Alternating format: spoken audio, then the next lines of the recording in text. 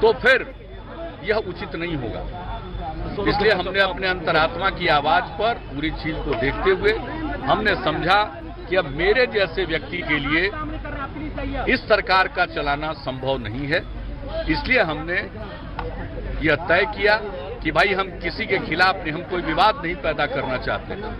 अब चारों तरफ चर्चा हो रही थी, नहीं देगा इस्तीफा, डिसमिस करेंगे, इसका कोई मतलब नहीं है। हम उस तरह की राजनीति करते ही नहीं है। हम कोई इस प्रकार के विवाद की राजनीति नहीं करते हैं।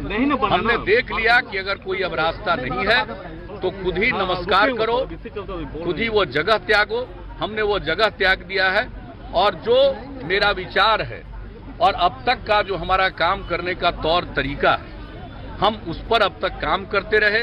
और जब मुझको दिख गया कि अब उस आधार पर और उस तौर तरीके से आप काम नहीं कर सकते हैं, तो हमने मुनासिब समझा अपने आप को अलग कर लिया। इसलिए आज हमने अपने आप को अलग कर लिया है और आज तो यही है। राज्यपाल महोदय ने मेरे त्याग पत्र को स्वीकार किया है, चूंकि हमने इस्तीफा दे ही दिया है और जब तक कोई व्यवस्था नहीं होती है तब तक काम करते रहने को कहा है। यह तो एक औपचारिक चीज है और यह एक रूटीन चीज है और यह तो वहां से ही कहा जाएगा। और जहां तक सवाल है आगे क्या होगा।